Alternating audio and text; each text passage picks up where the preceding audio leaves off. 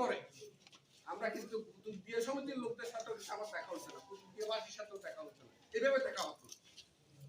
একটা জিনিস খেয়াল করে দেখেন, আমরা যারা বয়স্ক, আমার 67 প্লাস, আমরা তাই তো 67 প্লাস, এখন এই যে আমাদের চলতেছে বয়স, অত আমরা কোনো ইলেকশন নাও দেখতে পারতাম, ইলেকশন অত অনেকে বাচ্চা কাচ্চা যারা আছে তারা যদি ইলেকশন এটা রাতও হয় দিনেও হয়।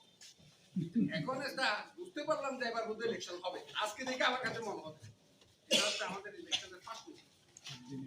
আমার কাছে যেটা মনে হচ্ছে ডাক্তার ফজলুল সাহেব সম্পর্কে যদি আসলে বলতে চাই,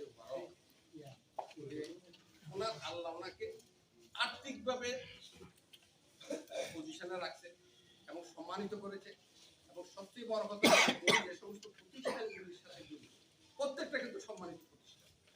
এখানে কিন্তু যেন কোনো প্রতিষ্ঠান না, আপনার প্রতিটা হসপিটাল, প্রতিটা স্কুল এবং প্রতিটা সেবামূলক প্রতিষ্ঠান কিন্তু সবাই করতে পারে।